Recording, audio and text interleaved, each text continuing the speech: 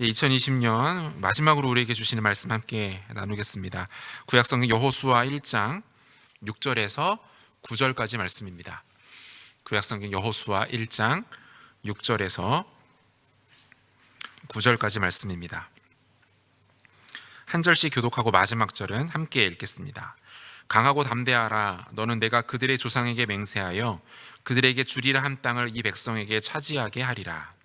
오직 강하고 극히 담대하여 나의 종 모세가 내게 명령한 그 율법을 다 지켜 행하고 우로나 좌로나 치우치지 말라.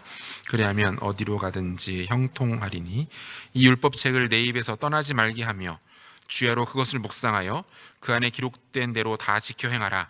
그리하면 내 길이 평탄하게 될 것이며 내가 형통하리라. 내가 내게 명령하는 것이 아니냐. 강하고 담대하라. 두려워하지 말며 놀라지 말라. 내가 어디로 가든지 내 하나님 여호와가 너와 함께 하느니라 하시니라. 아멘. 지난 2004년 있었던 아테네 올림픽 여자 양궁 단체전 결승전은 한국 양궁 역사는 물론이고 올림픽 역사에도 길이 남을 만한 명승부로 펼쳐졌습니다. 한국 대표팀의 상대는 영원한 숙적 중국이었는데요. 중국 선수들이 모두 활을 쏜 상태에서 마지막 한국팀의 화살 한 발이 남게 되었습니다. 한국 대표팀의 마지막 선수가 8점을 쏘게 되면 패배를 하는 상황이었고요. 9점을 쏘게 되면 동점으로 연장전에 돌입해야 했습니다. 그리고 10점을 쏘면 우승으로 금메달을 획득할 수 있는 절체절명의 상황이었죠. 마지막으로 한국의 박성현 선수가 활시위를 잡았습니다. 머리카락이 흩날릴 정도의 다소 강한 바람이 불고 있었고요. 상대팀 선수의 집중력을 깨뜨리려는 중국 응원단의 고성과 야유 소리가 여기저기에서 들려왔습니다. 그렇게 40초의 카운트가 시작이 됩니다. 박성현 선수는 잠시 호흡을 멈추고는 당겼던 활시위를 놓았습니다. 화살은 정확하게 관역의 정중앙에 꽂혔습니다. 10점과 함께 금메달이 결정되는 순간이었어요. 모든 시상식이 마친 이후에 인터뷰에서 기자가 이렇게 물었습니다. 여러 가지로 쉽지 않은 상황이었습니다. 바람도 불고 있었고 중국 응원단의 방해도 있었습니다. 긴장이 많이 되었을 텐데요. 어떤 생각을 하셨습니까? 박성현 선수는 이 질문에 이렇게 대답했습니다. 지난 수년 동안 했던 혹독한 훈련의 시간들이 짧은 순간에 주마등처럼 스쳐 지나갔습니다. 그러면서 신기하게도 마음이 차분해지면서 집중력이 살아났어요. 그동안의 훈련이 다 이때를 위함이 아니었나 싶습니다. 이 대한민국 양궁 국가대표팀의 훈련은 아주 혹독하기로 유명합니다. 다른 나라들 국가대표팀이 와서 벤치마킹을 할 정도라고 하는데요. 금메달을 눈앞에 둔 마지막 순간이 되자 이 비로소 혹독한 훈련의 성과가 나타났던 것이죠. 선수를 결정적인 순간에 강심장으로 만들어 주었던 것은 바로 혹독하고 강도 높은 훈련들이었다라고 할 수 있을 것 같아요. 우리도 살아가다 보면 이와 같이 강심장이 필요할 때가 있습니다. 그리고 이 강심장으로부터 솟아난 용기와 담대함과 그 순간적인 집중력은 한 사람의 인생을 완전히 바꾸어 놓기도 하죠. 오늘 본문에 등장하는 여호수아에게도 이것이 필요한 상황 아니었을까요? 그에게는 지금 강심장이 필요합니다. 그 강심장에서부터 뿜어져 나오는 용기와 담대함이 지금 여호수아에게 필요한 상황이에요. 그가 지금 처한 상황과 환경, 그 무엇 하나 만만한 것이 없었기 때문에 그래요. 그리고 그런 그에게 주님은 말씀하십니다. 이 말씀은 오늘 우리에게도 반드시 필요한 말씀이라고 생각합니다. 그 어느 때보다 감심장이 필요한 우리에게 주님께서 주시는 힘과 격려와 응원의 메시지는 무엇인지, 도저히 예측할 수 없는 혼란의 때를 살아가는 우리에게 반드시 필요한 지혜와 주님의 마음이 무엇인지 오늘 본문을 통해서 함께 묵상해 보고자 합니다. 모세가 죽고 여호수아가 그의 후계자로 지목이 됩니다. 여호수아로서는 상당히 부담스러운 상황이에요. 굳이 비유를 하자면 유재석이 빠진 무한도전이나 런닝맨의 메인 MC가 되어서 진행을 해야 되는 상당히 부담스러운 위치에 놓이게 된 것입니다. 이 전임자의 존재감과 영향력이 너무나도 컸기 때문에 그 역할을 이어받아야 한다라는 것 자체가 그에게는 적지 않은 부담이 되었을 거예요. 게다가 지금 그가 이끌어야 하는 이스라엘 백성들의 상황은 어땠습니까? 약 40여 년 동안 광야를 헤매느라 이미 지칠 대로 지친 상황이었고요. 이보다 훨씬 더 어려운 것은 무엇입니까? 가나안 땅 정복을 눈앞에 두고 있었다라는 거예요. 말 그대로 부담 100배의 상황입니다. 쉬운 게 하나도 없는 상황이에요. 돌아갈 수도 없고 도망갈 데도 없는 상황이 바로 지금 여호수아가 맞닥뜨린 상황이라는 것이죠. 사랑하는 여러분, 2020년을 마무리하고 2021년을 목전에 둔 우리의 상황도, 우리의 마음도 이것과 크게 다르지 않은 것 같아 보입니다. 우리가 잘 아는 것처럼 2020년은 코로나19라는 그 초유의 사태를 겪으면서 우리의 몸과 또 우리의 마음과 우리의 일상 자체가 완전히 망가져버린, 엉망진창이 되어버린 상황 아닙니까? 학업과 진로, 취업, 사업, 관계, 모든 것에 있어서 역대 최악의 인생 성적표를 받아들 수밖에 없는 그런 시간들이었죠. 더 절망적인 것은 무엇입니까? 당장 내년이 되어도 이 상황이 크게 달라질 것 같아 보이지 않는다라는 거예요. 그 많은 전문가들 역시 비교적 긍정적으로 예측한다 하더라도 빨라야 내년 하반기, 내년 연말 정도가 되어야 우리가 이전과 같은 일상을 회복할 수 있을 것이다 라고 아주 조심스럽게 예측을 하기도 합니다. 여러분, 뭡니까? 여전히 부담스러운 상황이에요. 올 한 해 동안 참 힘겹고 거친 시간들을 우리가 보내왔지만 이것들이 좀처럼 나아질 기미가 보이지 않는 여전히 부담 100배의 상황을 우리가 살아가고 있다는 거예요. 두려움이 몰려옵니다. 아직 끝나지 않았구나. 이 생활을 아직도 더 해야만 한다니 라는 절망감이 우리 가운데 들 수도 있을 겁니다. 근심과 걱정, 염려를 떨쳐버리기가 쉽지 않습니다. 그 무엇 하나 손에 잘 잡히지가 않는 것이죠. 여호수아의 상황과 지금 우리의 상황이 크게 다르지 않아 보여요.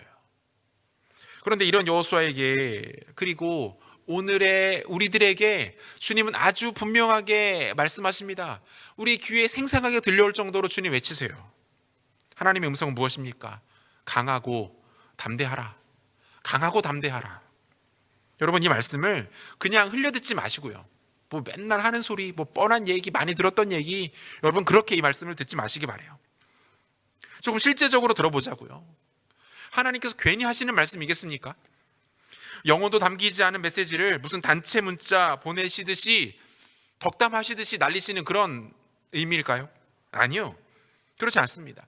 주님의 이 말씀은 단순한 명령이 아니에요. 너 긴장하지 마, 강해라, 담대해라, 단순한 명령이 아닙니다. 지금 여호수아가 처한 상황에 대한 설명, 나아가 설득에 가깝다라고 보는 것이 더 맞는 것 같아요. 주님은 지금 너는 충분히 강하고 담대해도 된다. 쫄지 말아라. 그러지 않아도 돼. 위축될 필요도 없고 위축되어서도 안 된다. 이렇게 말씀하시는 거 아니에요? 오늘 우리에게도 동일하게 주님 말씀하시죠. 강하고 담대해라. 두려워하지 말아라. 여러분, 이 음성을 여러분 들으실 수 있기를 바랍니다. 주님의 말씀처럼 우리가 처한 상황이나 환경에 관계없이 강하고 담대할 수 있는 이유, 우리가 강하고 담대할 수 있고 강하고 담대해질 수 있는 이유 무엇일까요? 두 가지로 한번 정리해 보도록 하겠습니다. 강하고 담대할 수 있는 이유 첫 번째는요, 하나님의 약속 때문이에요. 하나님의 약속. 본문 6절을 함께 보실까요? 강하고 담대하라. 너는 내가 그들의 조상에게 맹세하여 그들에게 주리려 한 땅을 이 백성에게 차지하게 하리라 라고 말씀하세요. 주님은 여호수아에게 분명한 명령적 선언, 강하고 담대하라 라고 말씀하시고요, 곧바로 그 근거를 제시하세요. 너가 강하고 담대할 수밖에 없는 이유는 이것이야 라고 말씀하시는 거죠. 여러분, 그것은 무엇입니까? 하나님께서 이스라엘 백성들, 이스라엘의 선조들에게 해주셨던 약속 때문이에요. 이 약속의 내용 무엇입니까? 이 약속의 내용을 확인하기 위해서는 우리가 창세기 12장으로까지 거슬러 올라가 볼 필요가 있는데요, 하나님께서 이방 땅에 우거하던 아브라함을 부르십니다. 그리고 그에게 아주 파격적인 내용에 대해서 약속해 주시죠. 우리가 잘 아는 말씀인데요, 창세기 12장 1절과 2절. 여호와께서 아브라함에게 이르시되 너는 너의 고향과 친척과 아버지의 집을 떠나 내가 내게 보여줄 땅으로 가라. 내가 너로 큰 민족을 이루고 내게 복을 주어 내 이름을 창대하게 하리니 너는 복이 될지라. 하나님께서 아브라함에게 주신 약속은 크게 세 가지였습니다. 땅과 씨와 법. 땅, 씨, 법. 이 세 가지를 약속해 주시고요. 그리고 이 세 가지는 궁극적으로 나라, 국가를 이루는 요소들이었죠. 땅은 영토, 씨는 국민, 법은 주권. 국민, 주권, 영토. 이 세 가지가 국가를 이루는 3대 요소 아닙니까? 하나님은 그 손바닥만한 땅 하나 제대로 갖고 있지 못했던, 심지어 대를 이을 아들 한 명 변변히 두고 있지 못했던 아브라함에게 뭐라고 말씀하시는 거예요? 내가 너를 통해서 한 나라를 이루겠다. 너를 통해서 거대한 민족을 이루겠다. 이 약속을 주고 계시는 거예요. 그리고 이 약속은 마치 기적처럼 아브라함에게 이삭으로, 이삭에서 야곱으로, 야곱에서 요셉으로, 그리고 400여 년간의 애굽의 노예 생활을 통해서 여호수아가 처한 오늘까지 기적처럼 이 약속은 하나둘 성취되어 왔다는 것을 볼 수 있습니다. 그렇게 씨인 국민과 법인 율법이 완성되었어요. 그리고 이제 마지막으로 땅, 영토가 남아있는 상황이에요. 그런데 이 세 가지 중에서 여러분 가장 어려워 보입니다. 현실적으로 제일 어려워 보여요. 초창기 미국처럼 주인 없는 땅으로 달려가서 깃발을 꽂는다고 될 일도 아니었고요. 이 개발이 되어 있지 않은 땅을 들어가서 신도시를 세우는 일도 아니었어요. 이스라엘 백성들이 들어가서 차지해야 할 땅은, 하나님께서 약속해 주신 그 땅은요, 공교롭게도 이미 강한 도시와 성곽들이 세워져 있었고요, 강력한 왕권을 중심으로 잘 무장된 상비군들을 갖추고 있었던 그런 나라들이 도처에 포진해 있는 그런 곳이었어요. 심지어 그들도 어느 정도 이스라엘 백성들의 존재와 의도를 알고 있었고, 그런 땅에 들어가서 그들을 몰아내고 그 땅을 차지해야 한다라는 것은 사실상 거의 미친 짓에 가까웠다라는 거죠. 하지만 여호수아와 이스라엘 백성들은 이 문제에 대해서 염려하거나 근심할 필요가 없었습니다. 왜 그렇습니까? 이 모든 것들이 뭐예요? 하나님께서 이미 약속하신 내용들이었거든요. 그것도 아주 오래전에 그들의 조상 아브라함에게 약속하시고 그들 대대로 하나둘씩 성취해 오던 이 약속이 지금까지 이어져 내려오고 있는 것이었죠. 그리고 재차 하나님 확인해 주십니다. 아주 강한 확신을 주시는데요. 여호수아 1장 3절을 보니까요, 내가 모세에게 말한 바와 같이 너희 발바닥으로 밟는 곳은 모두 내가 너희에게 주었노니 라고 말씀하세요. 여기에서 이 밟는이라는 동사에는 그 히브리어 미완료 시제가 사용되고 있는데요, 미완료 시제가 사용되었다는 것은 무슨 뜻입니까? 지금의 시점이 이스라엘 백성들이 아직 가나안 땅에 들어가지 않은 시점이다라는 것을 뜻하는 거죠. 그런데 이 미완료의 시제가, 이 미완료 시제의 동사가 간혹 주어를 여호와 하나님, 적는 자, 하나님으로 취하게 될 때 그 용법이 완료 시제로 바뀌는 경우들이 종종 있다라는 거예요.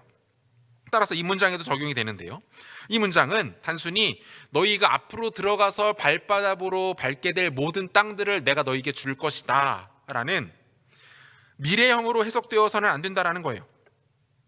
완료 시제이기 때문에 이미 종결된 사건의 의미를 갖게 된다는 거죠. 그러니까 지금 이 1장 3절의 말씀은 이렇게 해석하는 것이 맞아요. 너희가 그 땅을 이미 밟았고 나는 그 땅을 이미 너희에게 주었다. 여러분 이해가 되십니까? 하나님께서 지금 여호수아에게 땅에 대한 약속을 주시는데요, 야 들어가 봐, 그러면 내가 줄게, 이렇게 단순한 약속이 아니에요. 어떻게 말씀하시는 거예요? 이미 완성된 시점으로 주님 말씀하신다는 거죠. 너희가 들어갔고 그리고 내가 이미 너희에게 주었어. 이미 소유가 이전된 땅이야. 이미 너희의 땅과 다름이 없어 라고 이미 그 땅을 밟기도 전에 하나님께서 여호수아에게 약속해 주고 계신다라는 사실이에요. 사랑하는 여러분 이겁니다. 우리가 하나님의 말씀을 들을 때요, 그분의 화법을 우리가 좀 잘 이해할 필요가 있어요. 무슨 말입니까? 하나님은 우리와 능력도 생각도 접근도 모든 것이 다른 분이시기 때문에 그분의 약속과 그분의 계획은 사실상 이미 완성된 것으로 봐야 합니다. 시간은 여러분 우리에게나 직선적으로 펼쳐져 있는 것이죠. 그래서 시작이 있고 끝이 있습니다. 우리의 개념이라면 약속을 했던 시간이 있고요, 그 약속이 성취되는 시간이 따로 있죠. 그런데 우리 주님께는 그렇지 않아요. 우리 하나님께는 그분의 입에서 나오는 그 약속이 나오는 즉시 그것은 이미 성취된 것이나 다를 바가 없습니다. 그분이 말씀하셨다라는 것은 그것이 이미 성취되었다는 거예요.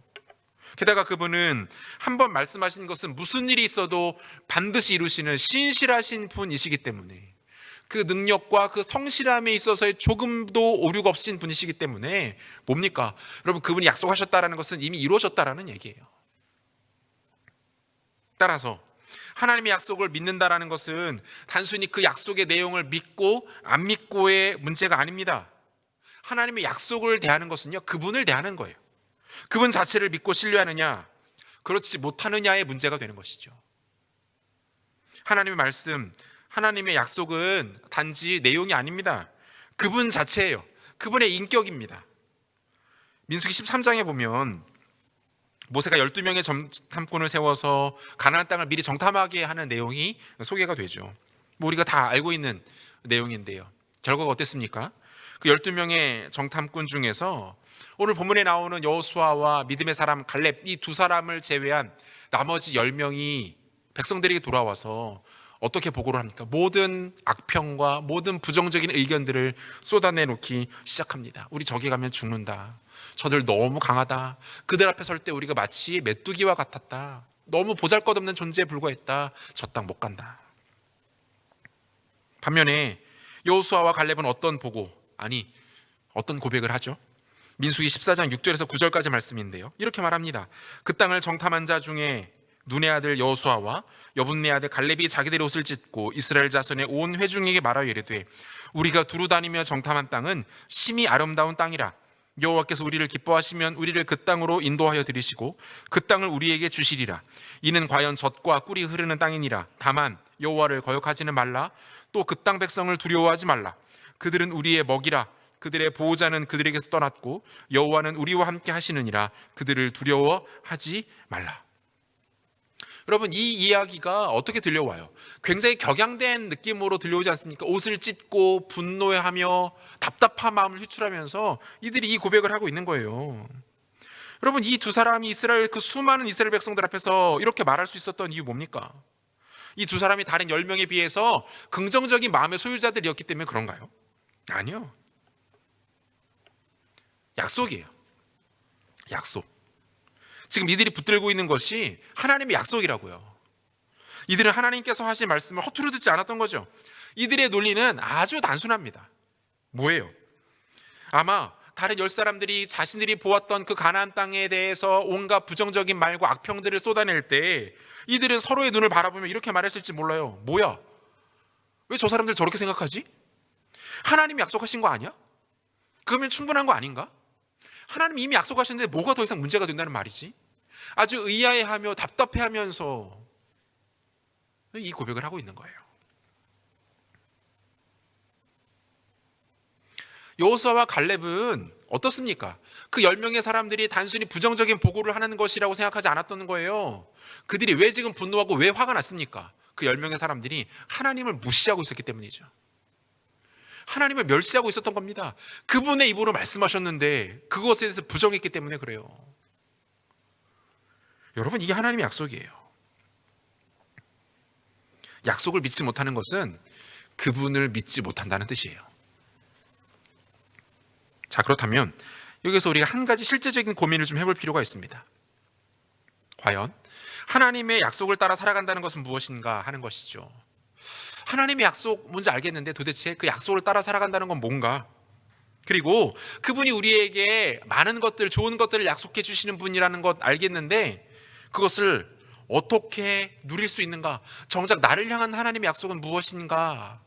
이 문제가 우리의 실질적인 고민과 관심 아닐까요? 저희 아이들이 갖고 싶은 것을 얻는 가장 확실한 방법이 있는데요. 결국은 다 비슷할 거예요. 자신들의 그 생일을 적극적으로 활용하는 거예요. 그래서 그 생일이 벌써 2달 정도만 돼도 아이들이 그 자기가 원하는 위시리스트를 이제 기록하기 시작합니다. 준비하는 거죠. 난 뭘 갖고 싶고, 이번 생일에는 가족들끼리 여행을 갔으면 좋겠고, 놀이동산 간 지 오래됐는데 가까운 L월드 거기 좀 가고 싶고, 뭐 먹고 싶고, 이렇게 자기들이 생일을 앞두고 위시리스트를 이렇게 쭉 작성을 해요. 그리고 이제 그것을 2달 전부터 저하고 아내에게 계속 얘기합니다. 계속.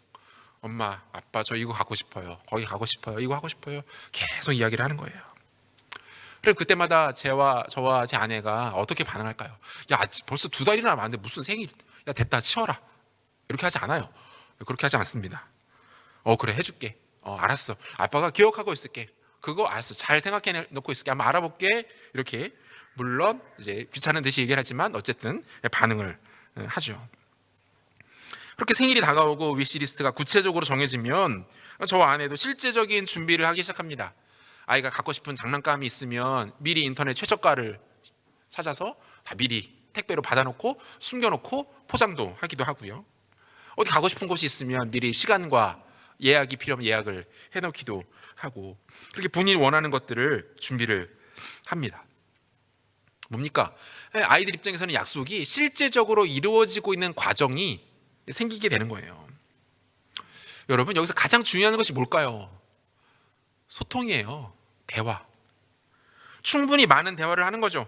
아이들은 엄마 아빠에게 본인이 원하는 것, 필요로 하는 것을 충분히 여러 차례 강조해서 이야기합니다. 이 과정에서 본인이 진짜 원하는 것이 무엇인지 정리가 되기도 하고요. 저와 제 아내 입장에서는 해줄 수 있는 것과 해줄 수 없는 것이 정리가 되면서 그 약속의 내용은 가시화되고 구체화됩니다.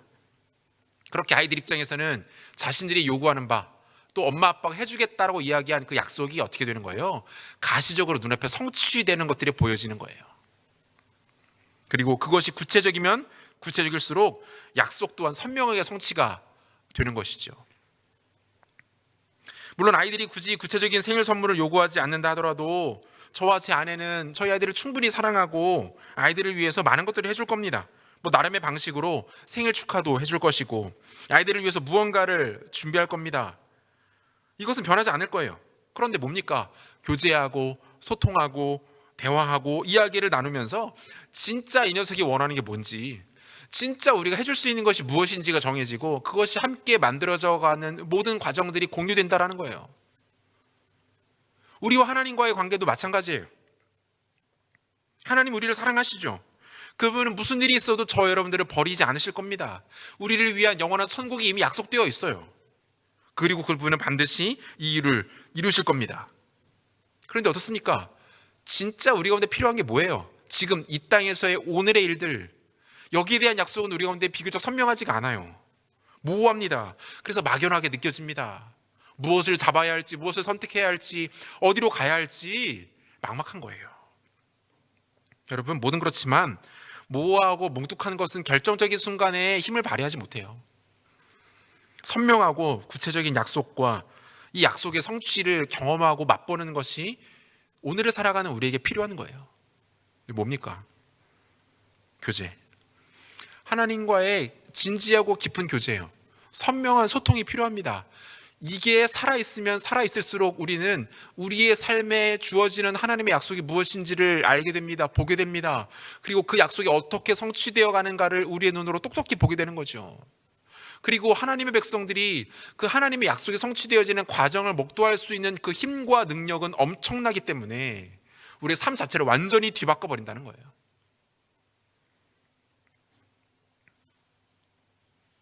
사랑하는 여러분, 하나님의 이 약속을 붙들면 강하고 담대할 수 있습니다. 지금 눈앞에서 모든 것이 막혀 있는 것 같아요. 잘 안 풀리는 것 같아요. 힘들어요. 막연해. 그럴 때 뭐 하면 됩니까? 하나님과 깊이 소통하는 거예요. 주님, 저에게 이러이러한 것들이 필요합니다.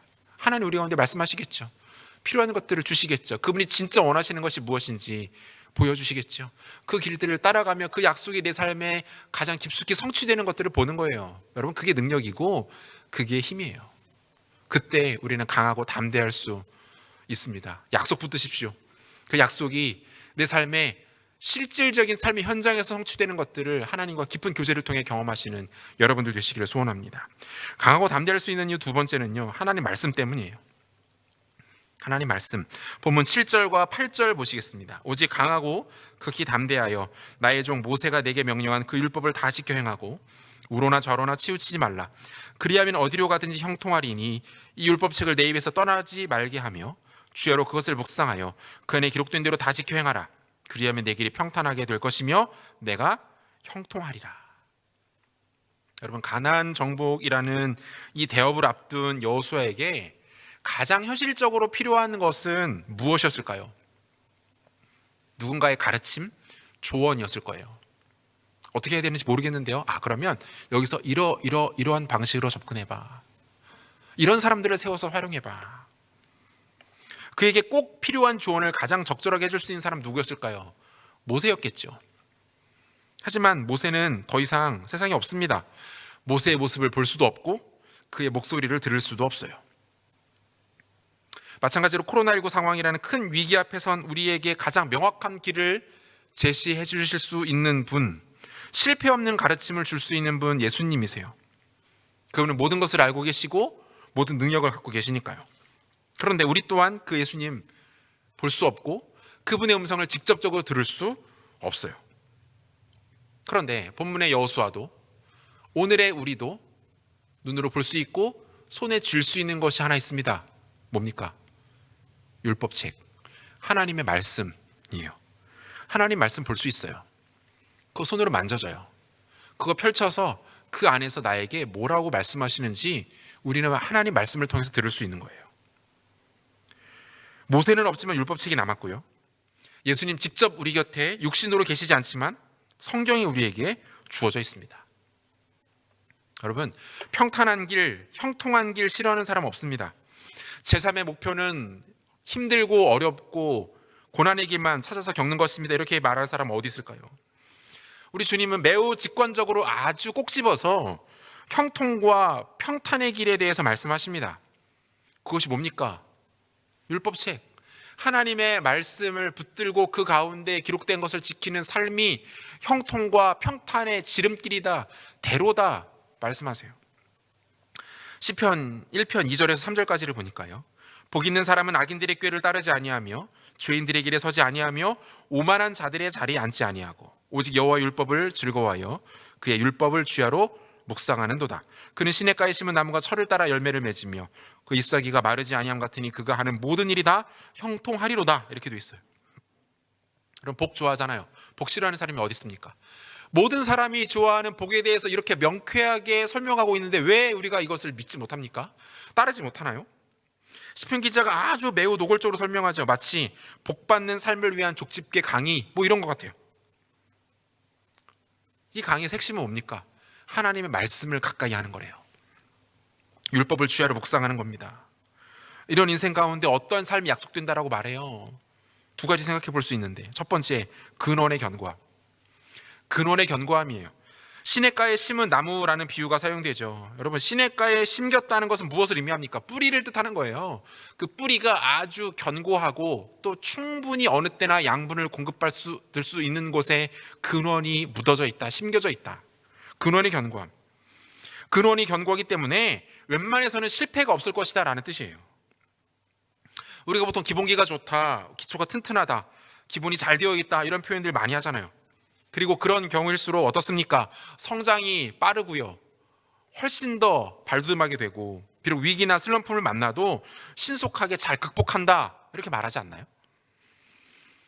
오늘날 NBA에서 가장 뛰어난 선수로 알려져 있는 스테판 커리는 대학 시절부터 지금까지 모든 연습이 있는 날이면 항상 연습 시작 시간 2시간 전에 먼저 체육관에 간다고 합니다. 그리고 공식 훈련이 시작하기 전까지 200개의 3점 슛을 훈련하는데요, 단순히 슛을 200개를 던지는 게 아니라 200개의 3점 슛을 성공시키는 것이 이 사람의 훈련이래요. 그리고 모든 공식 훈련이 끝나고 나면 그 녹초가 된 몸을 이끌고 라커룸으로 들어가서 샤워를 하고 집에 가는 것이 아니라 다시 연속 5개의 자유투를 스위싱이라고 하는데요, 공이 골대에 맞지 않고 그냥 그 사이로 깨끗하게 들어가는 거, 클린슛 이렇게 쉽게 말하는데, 그거를 연속 5개를 꼭 성공시키고 난 다음에 라커룸으로 들어간다는 거예요. 그런데 지금도 자타가 공인하는 NBA 최고의 슈퍼스타입니다. 그런데 농구를 본격적으로 시작했던 대학 시절부터 지금까지 공식 연습이 있는 날이면 단 하루도 이 2가지 훈련을 거른 적이 없대요. 이처럼 기본기가 튼튼하기 때문에 실전에서 특별히 클러치 상황에서 눈부신 활약을 펼칠 수 있는 것 아닙니까? 여러분, 근원이 견고한 인생은 놀랍게 성장합니다. 심지어 위기가 찾아와도 좀처럼 흔들리지 않아요. 탄탄한 기본기와 견고함으로 위기를 능히 극복할 수 있다라는 것이죠. 한 사람의 기본기를 만드는 것이 다른 것에 있지 않습니다. 하나님 말씀. 믿지 못하겠습니까? 하나님 말씀을 주야로 읽고 묵상하는 인격 가운데 얼마나 견고한 기본기가 생기는지 성경 우리 가운데 너무나도 많이 이야기하고 있다는 거예요. 두 번째는요, 열매 맺는 삶입니다.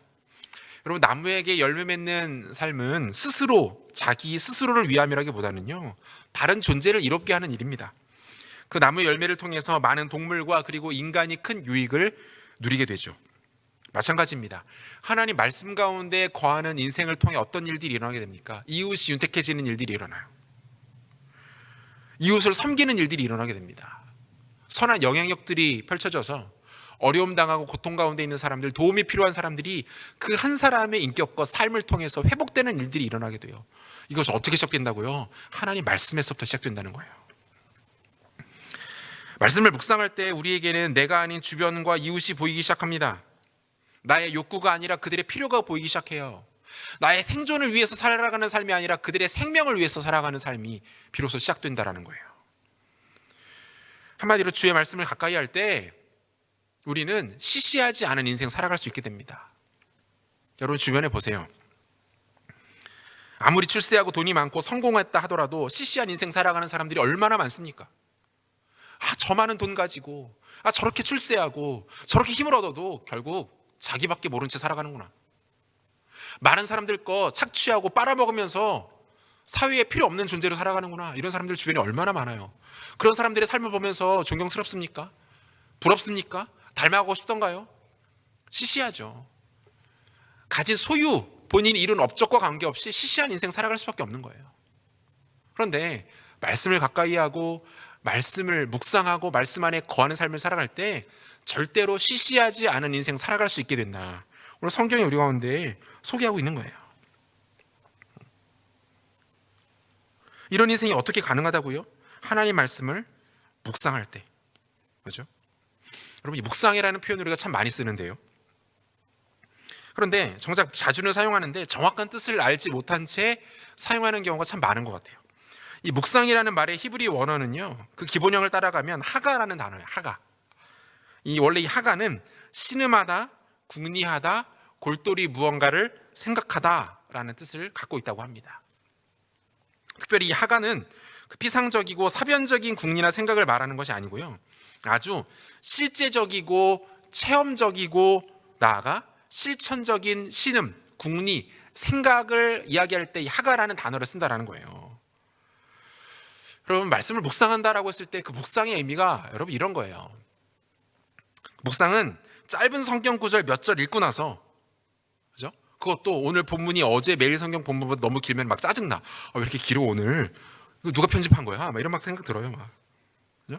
그 중에서 읽다가 멋있어 보이는 구절 몇 줄에 이렇게 줄 긋고 형광펜으로 진하게 티 내야 되니까 긋고 자기 생각 몇 마디 달고 묵상 끝. 여러분, 이게 묵상이 아니에요. 묵상은요, 그 말씀을 어떻게 끌어안고 고민하고 씨름하는 겁니다. 어떤 고민과 씨름입니까? 이 말씀을, 오늘 하나님 나에게 들려주신 이 말씀을 내가 어떻게 내 삶에 펼쳐낼 수 있을까? 이 말씀이 어떻게 내 인격이 될 수 있게 할까? 이 말씀을 가지고 어떻게 정말 필요한 사람들을 돕고 섬길 수 있을까? 이 말씀 가지고 어떻게 정말 사랑하는 사람들, 사랑이 필요한 사람들에게 다가가서 그리스도의 마음을 전할 수 있을까? 이 고민이 시작되는 것, 여러분, 여기부터가 묵상이에요. 그리고 직접 그것을 내 삶에 하나씩 하나씩 옮겨놓는 겁니다. 여러분, 이게 묵상이에요. 하나님 말씀을 통해서, 말씀을 묵상하는 것을 통해서 우리의 마음과 생각과 가치관이 얼마든지 바뀔 수 있습니다. 또 그렇게 되어야만 합니다. 그런데 묵상은 여기에서만 그치지 않아요.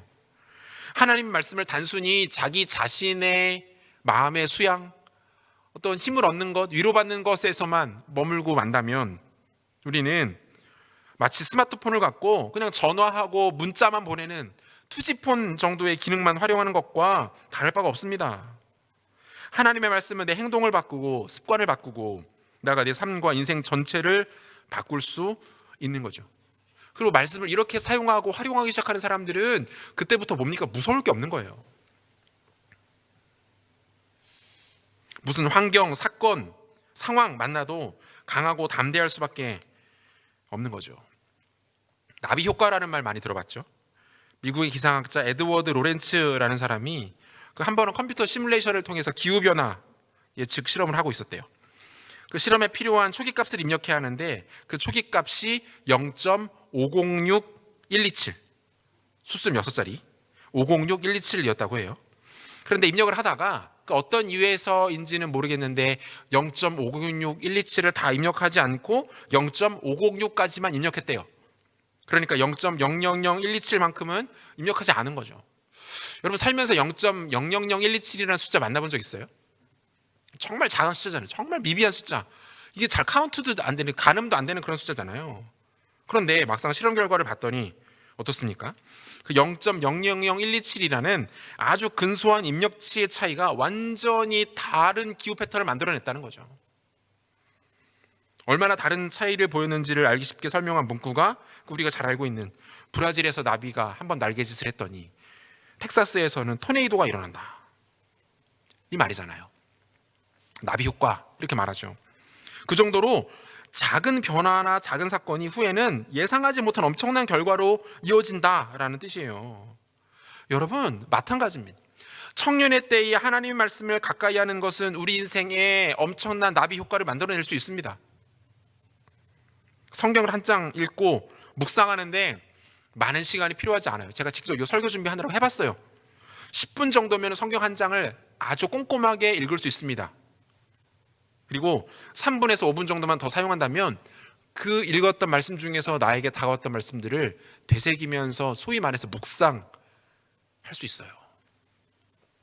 15분이면 하나님 말씀을 진지하게 마주하고 묵상할 수 있습니다. 여러분 더 신기한 건 뭔지 아세요? 그렇게 진지하게 15분 동안 하나님 말씀 앞에 멈춰선 사람은요, 무 자르듯이 15분 안에 딱 끝나지 않아요. 기뻐져요. 그리고 깊어져요. 말씀과 더 함께 하고 싶어져요. 15분. 하루 24시간 1440분인데요. 그 중에 15분, 0.1%가 겨우 넘는 시간이에요. 그런데 여러분, 여러분의 하루 중에서 0.1% 정도의 시간이 여러분의 인생을 완전히 바꿔놓을 수 있다면 여러분 그거 안 하겠습니까? 그거 포기할 거예요. 그 시간이 여러분을 시냇가에 심은 나무와 같은 인생으로 변화시킨다면 그 시간 흘려보내시겠습니까? 쉽게 간과할 수 있을까요? 말씀을 향한 작은 선택과 투자가 우리 인생을 완전히 바꿔버리는데 여러분 이거 왜 안 합니까? 이 말씀에 우리의 젊음을 투자하고 그로 인해 강함과 담대함을 누리시는 여러분들 되시기를 소원합니다. 말씀 맺겠습니다. 강하고 담대하라. 내가 함께 하겠다. 주님 우리에게 주시는 말씀이에요. 아까도 말씀드렸지만 여러분 허투루 듣지 마세요. 그냥 늘 하시는 말씀, 매번 비슷한 말씀 하시니까 여러분 이 시간만큼은 절대로 이 말씀 그렇게 듣지 않았으면 좋겠어요. 지금 나에게 내 인생을 바꿀 수 있는 주의 음성으로 이 말씀 들으시기를 바라요. 상황이나 환경은 아무것도 달라지지 않았습니다. 그런데 중요한 건요, 우리 주님의 말씀도 아무것도 달라지지 않았어요. 여호수아에게 하셨던 말씀이 능력으로 역사했다면 동일하게 우리에게 하시는 이 말씀 또한 능력으로 역사하게 될 줄 믿습니다. 여러분 이게 믿음이에요. 우리 가운데 주시는 약속 있습니다. 붙잡으십시오. 우리 삶의 깊숙한 곳에 심어져 있는 주의 영광스러운 약속을 붙잡으세요. 그분과 교제하면서 그 약속이 우리 삶에 성취되어지는 것들을 여러분의 삶으로 맛보십시오. 말씀을 붙잡고 그 말씀이 나에게 주시는 그 15분간의 놀라운 기적들을 경험하십시오. 그때에 우리는 강하고 담대하라, 두려워하지 말아라 라는 이 말씀이 무엇인지 알고 그 말씀대로 우리의 삶을 살아가게 될 것이고 그 말씀이 우리 삶에 아름답게 펼쳐지는 것들을 경험하게 될 것입니다. 2020년이 다 가고 있습니다. 한 해 동안 여러분 너무 수고 많으셨고 하지만 여전히 호락호락해 보이지 않은 2021년을 향해서 오늘 우리 가운데 주시는 이 말씀, 강하고 담대하라, 두려워하지 말아라, 내가 너와 함께한다, 이 말씀 붙들고 믿음으로 승리하는 우리 모두 되시기를 우리 주 예수 그리스도 이름으로 축원합니다. 같이 찬양하겠습니다. 우리 시간에 우리 말씀 기억하면서 같이 한번 찬양합시다. 내게 허락하신 시련을 통해 내게 허락하신 시련을 통해 나의 믿음 더욱 강하게 자라나고 험한 산과 골짜기 지나는 동안 주께 더 가까이 나를 이끄시네. 내가 겪는 시험이 어렵고 힘겨워도 내 주님보다 크지 않네. 내 앞에 바다가 갈라지지 않으면 주가 나로 바다 위 걷게 하리.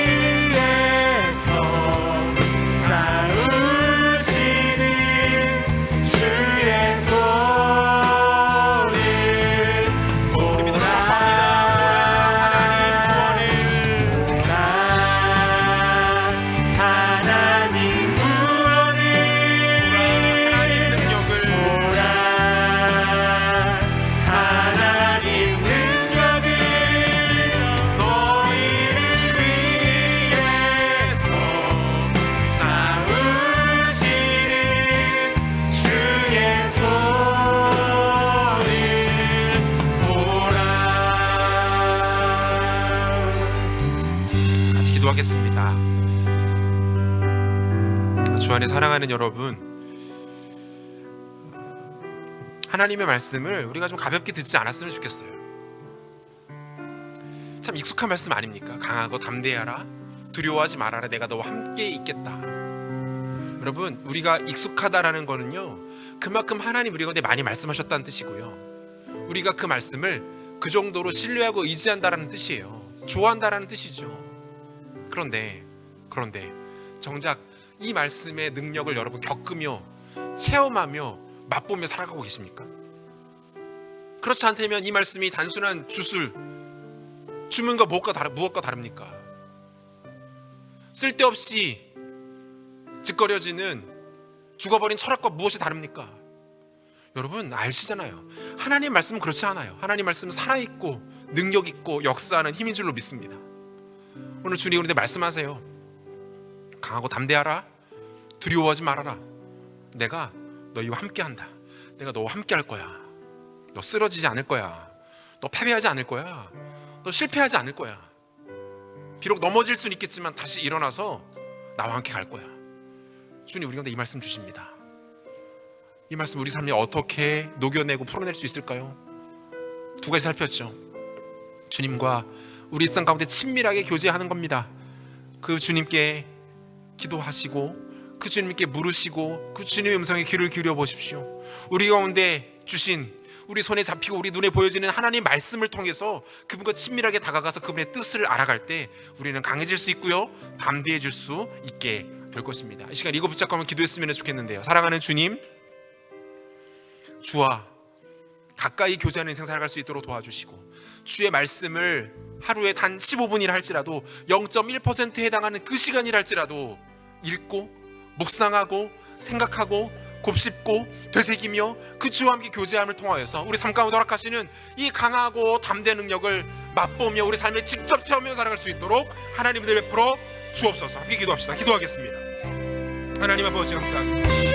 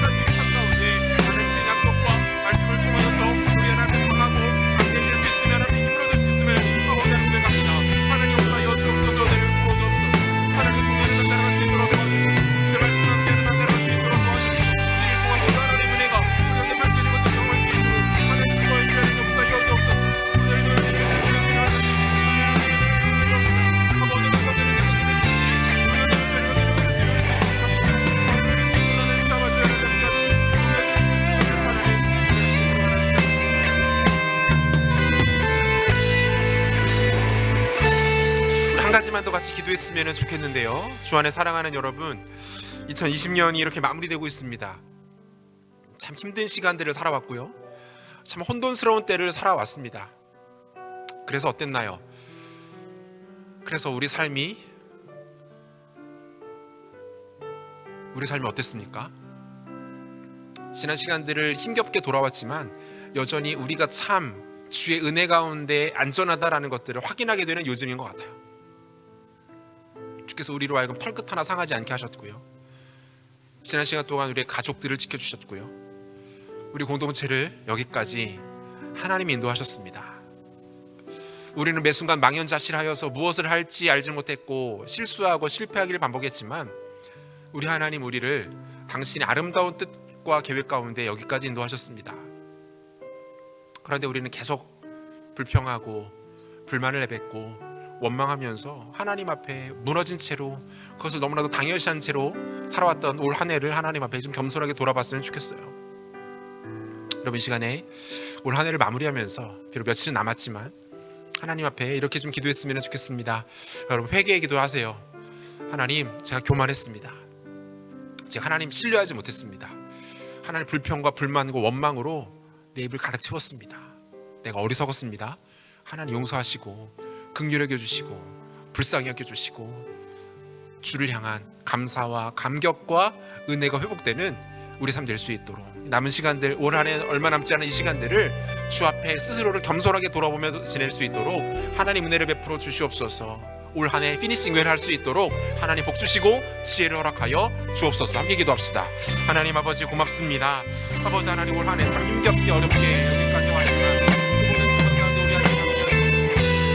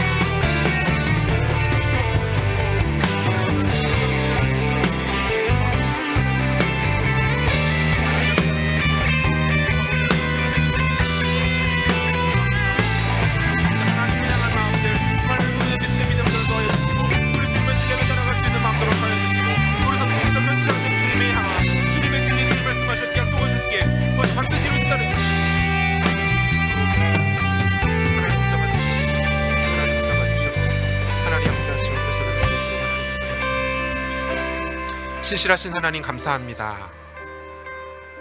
올 한 해 참 많은 일들이 있었고 특별히 어려운 일들이 우리 가운데 많이 있었으나 사랑하는 주의 백성들을 이곳까지 가장 복되고 선하고 의로운 길로 인도하시고 사망의 음침한 골짜기와 외로움의 눈물 골짜기를 지날 때에도 홀로 거닐게 두지 않으신 채 당신의 품에 꼭 안으시고 선악 아름다운 날개 피셔서 여기까지 인도하신 주님을 찬양합니다. 모든 것이 주의 은혜이고 주의 긍휼이고 주님의 아름다우심을 고백합니다. 사랑하는 주님, 격려가 필요한 우리에게, 다시 한번 하늘의 힘과 하늘의 동력이 필요한 우리에게 오늘 말씀을 통해서 강하고 담대하라, 두려워하지 말고 내가 너와 함께 있음을 기억하라 말씀해 주시니 감사합니다. 주님 허락하신 약속 붙드는 인생 되게 하여 주시옵소서. 이 약속이 우리의 삶의 가장 깊숙한 곳에서 펼쳐지고 성취되어지며 이루어지는 것을 목도할 수 있는 주님과의 친밀한 교제가 회복되는 그런 청결들을 될 수 있도록 은혜를 베풀어 주시옵소서. 주의 말씀이 우리를 능히 변화시킬 수 있는 줄을 믿고 그것을 확신하여 하루에 단 15분이라 할지라도 우리 삶에 말씀을 통한 영적 나비 효과를 일으키며 경험하는 지혜로운 우리 청년들 될 수 있도록 하나님 은혜를 베풀어 주시옵소서. 주의 위로가 필요한 청년들이 있습니까? 주님 순간 찾아가서 그 마음을 깊이 위로하시고 만져주시고, 회복의 은혜가 필요한 청년들이 있다면 하나님 회복과 치유의 역사로 저들의 몸과 마음을 일으켜 주시옵소서. 앞길이 꽉 막혀서 어디로 가야 할지 알지 못하는 청년들에게 앞길을 열어주시고 친히 지시등 방향등 되어주셔서 선한 목자 되어주셔서 청년들을 이끌어 주시기를 원합니다. 건강의 복을 주시고 물질의 복도 주시고 만남의 복도 주시고 좋은 기회들도 활짝 열어주셔서 코로나19로 모든 것이 잠겨있고 무너져있고 주저앉아 있는 것 같아 보이는 이때일지라 하더라도 우리 주의 약속 붙잡고 주의 말씀을 힘입어 날아오르는 사랑하는 남소른의 교회 청년들 될 수 있도록 은혜를 베풀어 주옵소서. 정성스럽게 구별한 예물 드린 손길들을 기억하시고 드린 손길을 기억하셔서 하나님의 놀라운 복으로 갚아 주옵소서. 드린 예물들이 주의 나라 확장되어지고 영혼들이 살아 죽게 돌아온 일들 가운데 귀하게 쓰일 수 있도록 주님 은혜를 베풀어 주시옵소서.